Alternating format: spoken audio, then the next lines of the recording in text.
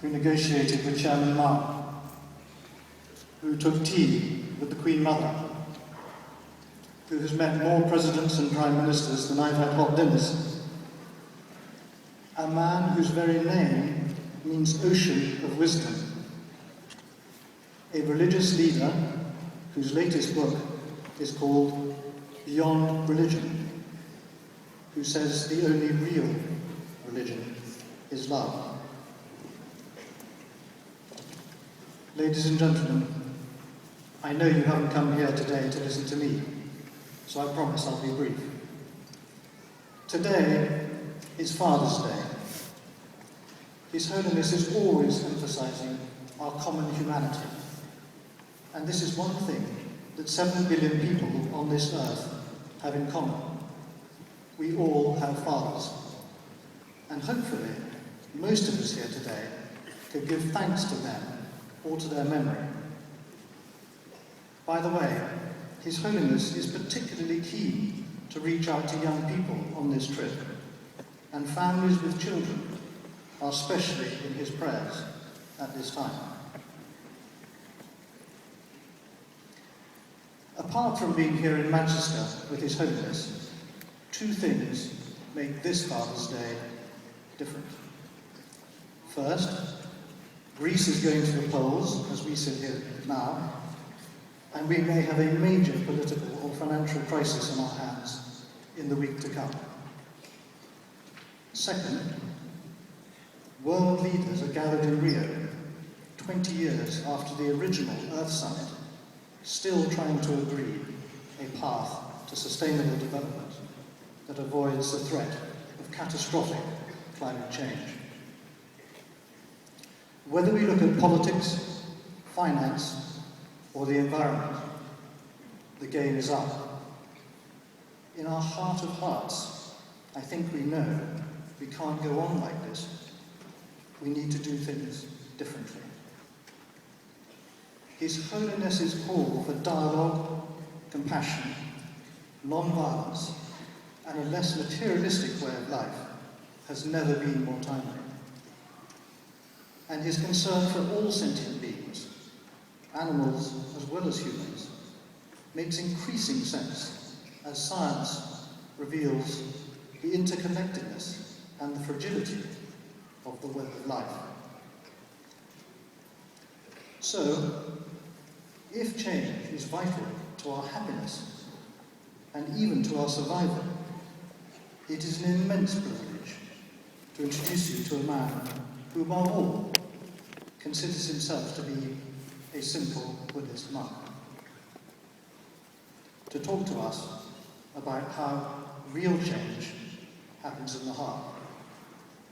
Ladies and gentlemen, with profound gratitude for his presence here today, please welcome His Holiness the Dalai Lama.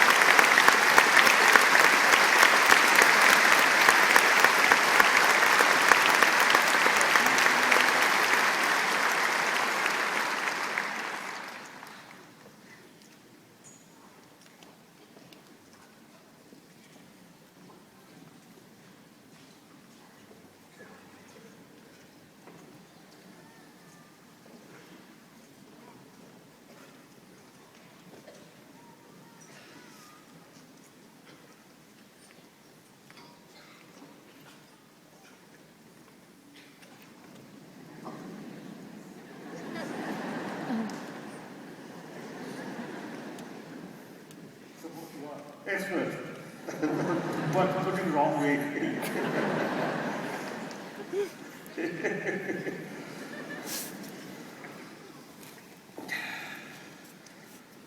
So a few moments I would like to speak. Stand.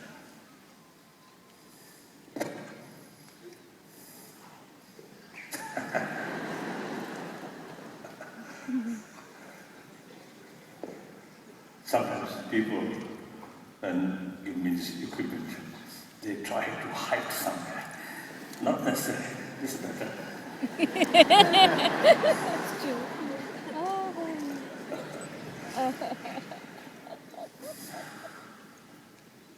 So, brothers and sisters, I am indeed very happy having this opportunity to talk. And actually, I always consider like this kind of meeting actually interaction. So at the beginning, I speak something. Then later, question answer. So sometimes it's mutual benefit. Some question, at a certain point, I never sort of thought, I never sort of paid attention. Then there's some new questions, new points raised. And we have to think more, to analyze more. So that itself, some form of education, very useful. Then audience maybe are nothing special, but simply I usually call simple monk. Then maybe I think we accept those people almost like saying my age. I think we have more or less same experience. But then below our age, I think in a way, you older people may have more variety of experiences. So from that experience, sometimes some of our thought on the basis of these experiences, it may help those younger people who just begin their real life.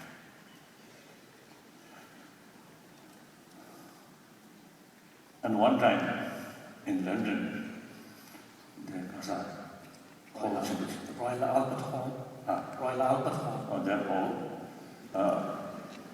when I gave talk, I mentioned at the beginning, the audience, some audience, come out of their curiosity. What kind of dialogue? What kind of talking? That's okay, no problem. And some people may come or attend my talk with the belief that I will have some kind of miracle power. That's nonsense. Then, some people feel that I will have some kind of healing power. Then I told at that meeting many years ago, firstly, I myself very skeptical about so-called healing power. And then I mentioned, if there is really scientifically proved healing power, then I need that. Because, you see, at that time, there is some itching problem here. So I would like to see that to that person who have the healing power. Then, next day, I received some ointment for that. So that's a real sort of healer. So perhaps I think today I may mention, if there is a real healer, I would like to show my knees. Yeah. Some problems now. Since last year, some problems. But of course now improving. So again, since publicly I mentioned this is some problem, my knee. So since then I received a lot of ointment. So now so many ointment. So I distribute to some people, and perhaps one day I may create a small shop to sell it.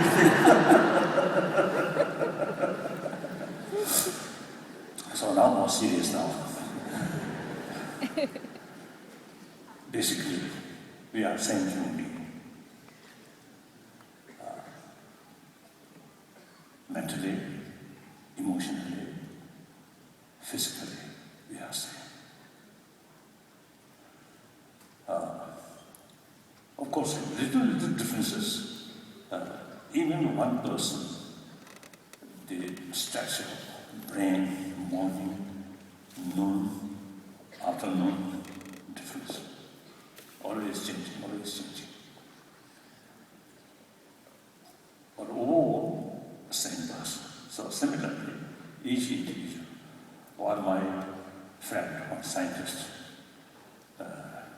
once he told me, at that time, around 6 billion human beings. So he mentioned 6 billion human beings have, you see, 6 billion different visions, perceptions about the world. He mentioned that. So there's differences there, but the fundamental level we are same. So that I think very important. I think many man's own creation created problem, not on that level, on that basis, but on secondary level.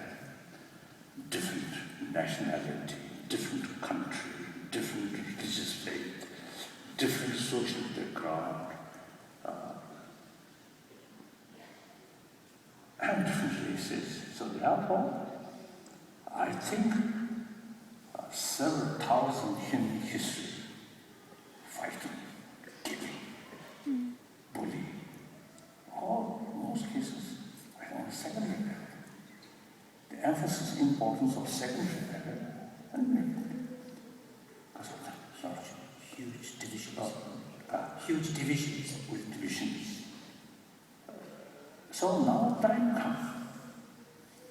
I think some major disaster, not facing one nation or this nation, that nation, but like ecology, global warming, entire humanity now facing.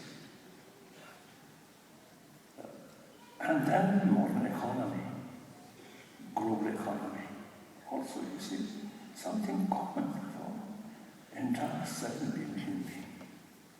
So now national interest, or interest for one's own, as a follower of religious faith, now it's become small.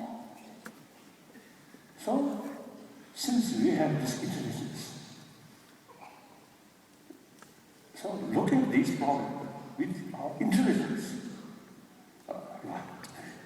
and long-term consequences or long-term benefit, and more wider way. Other animals cannot do that. Only we human beings can do. So we have some special sort of unique ability. Now we must utilize that. We don't react like animals, surrounding, concerning about surrounding and short-sighted. No. We must look long-term interest. So from that way, we have to take well-being of humanity and well-being of planet itself. So ecology becomes very important. And then, within our own problem, we have to look on the level that we are same human beings. I have to respect their interest. I have to take serious concern on their well-being. So on that basis, when we face problem, the only realistic approach is talk, dialogue, not use force. Yes, human history. In human history, war is part of human history. But in ancient times, reality is something different.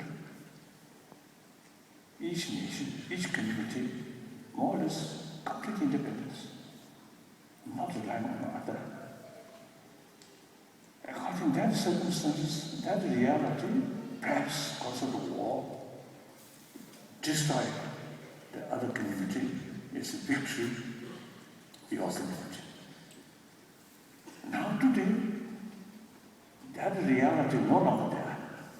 Everything interdependent.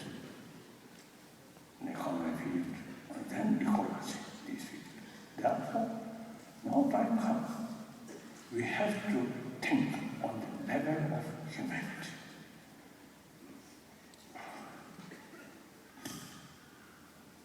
That's one thing. I think it is important to get awareness, oneness of humanity, and the future of the humanity not depend on this nation, that nation, but depend on the entire humanity. That's one thing. Then second thing, in order to get maximum benefit to humanity, benefit means some sort of positive effect, where happiness or joyfulness. Those things which causing happiness, joyfulness, that we consider it brings benefit. Benefit or unbenefit, without related with our experience, pleasure or pain, you can't say this is beneficial or not beneficial. Or even usually, I think the basis of demarcation, good or bad, positive, negative, are related with our experience.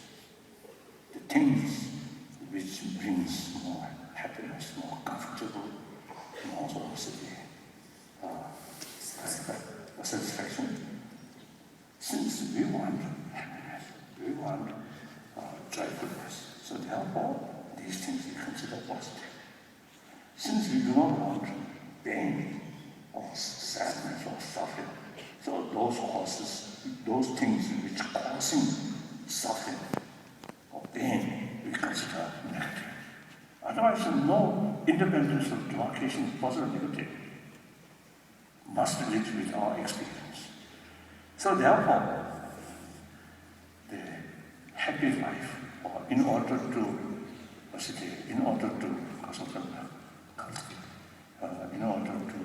develop happy life, happy humanity. In modern time, I think last few centuries, with help of technology and science, I think the material field much developed, much advanced, much advanced. So we generally, I think, excited. So then whole our way of life, sort of the materialistic sort of way of life, or materialistic thinking. That way. Even our existing education system also, you see, materialistic sort of way. Nowadays, it gradually showing limitation of material value. Even in medical science, the most important for good health is mental state, not money, not power. Money, power, even sometimes harmful for our body. Luxurious life, right? I think sometimes you see people who always use car, their physical condition worse than those people who walk like that. So, I think luxurious lifestyle, too much drink, or high cost, high price, expensive sort of alcohol, these things actually ruin your own body. Many years ago, one Tibetan government official, lay official, 1959, when we escaped, he, one of the sort of the officers of Tibetan military, military. So after he settled in Sikkim, because he was with some relatives there. So then after a few years, you see, one day he came to see me. His face became black and very weak, and he told me he got some trouble, liver trouble. Then, since I know him very well, and it's his father's time I know him, so I told him, your illness created by yourself. Too much drink, like that. So therefore, money, luxurious lifestyle may not good for our health. So, ultimate source of our good health is peace of mind. Mental state, always positive, optimistic. Then, the body element also then is living a more balanced way. Too much anxiety, too much worry, very bad for our health. So some scientists told me constant fear, anger is actually eating our immune system. Recent years, some universities, as far as I know, mainly in America, they actually carry some experiment. People trained about warm-heartedness or compassion few weeks before they carry experiment, test blood pressure, amount of stress, or all these things. After a few weeks, some training, they can check the significant change. Blood pressure reduced, amount of stress reduced. There are whole sort of behavior, social relations become much sort of happier. Already, these things, these moral, that since benefit to us. So I call, we can call these are moral things. Moral thing, not necessarily something related to religion, about next life, about heaven, from Buddhist viewpoint, about nirvana, moksha. They're also very good. But these things very much related with our day-to-day life. So, now second one point is now they at least some attention about our inner value. That's warm-heartedness. Or in other words, compassion, loving kindness. Everybody equipped that because we come from our mother. Or you mentioned Father's Day. Father's Day. I prefer mother. According to my own experience, my mother, oh really, very, very kind. My father, not that. Of course, sometimes father more kind than the mother. That also is impossible. That also happened like that. But in any way, you see, everybody are here. I think few thousand people here. I think everybody born from our mother. And next is a few years, everybody received nurturing from mother's milk. So that's the way our life starts. therefore, I think, for example, here, in this hall, outwardly, everybody smart. But in deep inside, I think those people, those individuals who received maximum affection during that period, I think deep inside, much happier, more self-confidence than those people who received less sort of affection, or even without mother, or sometimes bully from our relatives. Then, outwardly smart, deep inside, some kind of sense of insecurity, and through that way, sense of loneliness. So, that's all our sort of, we all have same experience. So, we already equipped the warm-heartedness already there. Now here, compassion, I usually make two levels.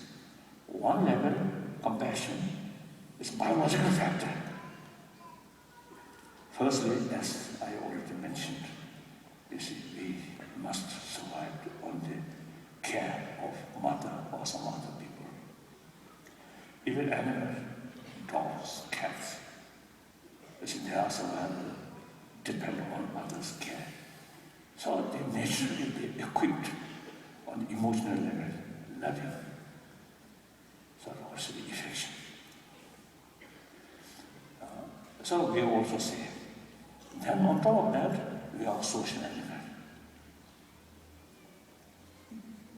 By nature, when we have some good friends, feel happy, surrounded in negative atmosphere, sometimes.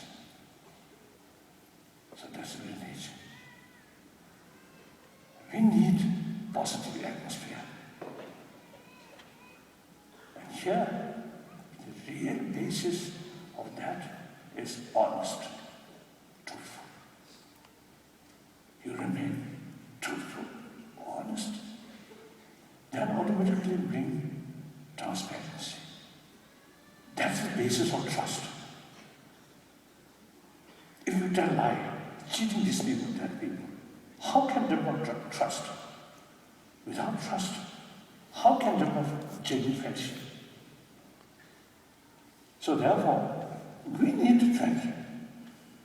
Friendship entirely based on trust. Trust based on honest, truthful. So truthful, honest, very much depend on self-confidence. Self-confidence comes if you take care about others' well-being. Then you can develop trust, self-confidence. Extreme self-centered attitude and ready to exploit others, then you cannot develop honest, truthful, transparent. So that automatically brings some kind of deep insight, some suspicion. So self-confidence can be developed. So these are the system or law of psychology. Mental work like that. So now time comes, pay some attention about our inner value. So this is the biological factor of compassion. That actually limited, biased, very much mixed with attachment. However, take that biological factor, affection or compassion, take as a seed, then use human intelligence. What benefit warm-heartedness or compassion? And how much harmfulness about the negative side? So thinking, analyze, judging your own experience, and also watching other people's, those people more kind person, usually having more joyful days and nights. Those people who are extremely selfish, always suspicion, always distance from the rest of the people, is a very unhappy person. So, watching these things, then you can develop conviction or compassion is really ultimate source of happiness, individual level, family level, community level, or even global level. Therefore, with the help of human intelligence, then that biological sort of factor of compassion, then further grow. Then the real sort of second level of compassion is unbiased, without mixing attachment.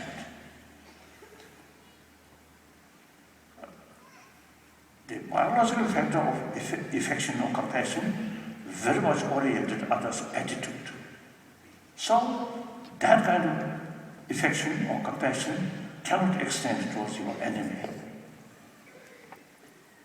But the second level of compassion, not oriented others' attitude, but the person themselves. So regardless what their attitude towards me. So that's unbiased. That's genuine, universal compassion, something like that. So that I think we can cultivate. We can cultivate, not through prayer, not through meditation, but through analyze or through awareness. So, last few years, you see, among our sort of seminars, discussing with scientists or social educationist or social worker, almost unanimously agree in modern education about these moral things are not adequate. And then the problem is, many people believe moral ethics must be based on religion. Then it becomes very narrow. There are, in reality, there are a large number of people who are not much concerned about religion. So we must find secularly promote these things. Actually, that itself is universal. These values are universal. According to Indian understanding about secularism, I often explain, according to Indian understanding, secularism is not negative towards religion, but respect all religions, no preference, this religion or that religion, and also respect non-believer. Almost 3,000 years, one school of thought in India, nihilism, denying value of any spirituality, denying God or Buddha, or these things. So that I usually refer to nihilism. So as far as their ideology or view is concerned, criticize, condemn. But person who hold that view refer sage. So respect. So that's the meaning of secularism according to Indian understanding. India's constitution itself based on secularism, not at all against religion, rather respect all religions. So when I use secularism according to Indian understanding, so that I think very fit in a secular society, in secular sort of education, the secular way to educate about wholeheartedness without touching religion. So, number two, please think more about our inner values. Then, recent years, some of the economy difficulties, whole Europe and America, and also Canada and Japan and these countries, some difficulties, and some area, even on top of this economic crisis, nature disaster also is that. So sad. When I was in Japan, a few occasions, and after that earthquake, tsunami, and nuclear disaster, I express to them, you Japanese, after war, you rebuilt your nation from ashes, and also Germany in Europe. Same way, all these new development not come through sky or something, but their own effort without losing hope and determination. So now, this moment, there are crises, but these crises essentially our own creation. Therefore, logically, we have the ability or potential to overcome these man-made problems. Therefore, please keep confidence, work hard, and sometimes you need practice of patience. Work hard, should not feel hopelessness or demoralized. That's the real source of failure. There's a Tibetan saying, 9 times failure, 9 times re-effort. My own case, at age 16, I lost my own freedom. Actually, Tibetan freedom lost. Then my age 24, I lost my country. Now almost now, I think more than 50 years. It's constant bad news, heartbreaking news from Tibet. And meantime, Tibetan people trust me. So I have some kind of serious moral responsibility. But I never sort of give up hope and sort of must be optimistic. Yes, difficulties always there. But equally, there's always possible to overcome or to lessen. And actually, something happened.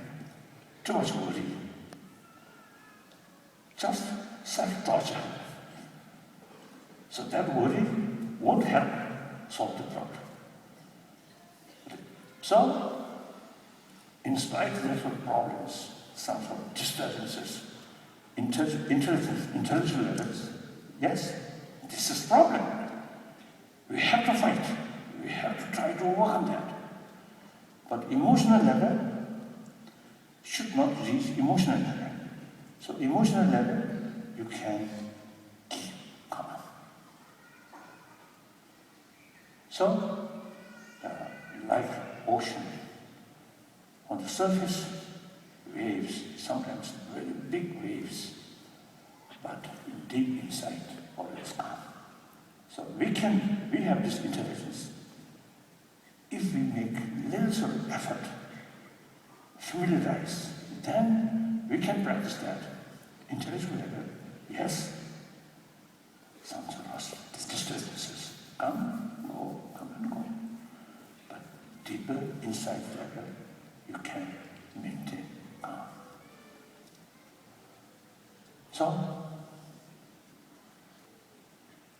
So 3 points. Think global level, oneness of humanity, and to that way, whenever we face some problems, so on that level, then we can develop a sort of spiritual dialogue, solving any problem through talk, not using guns. Then second, pay more attention about our inner life, so that physical comfort, which have material facility, and mental comfort through your own mental training. Then physical level, healthy. Mental level, also healthy. Then our life becomes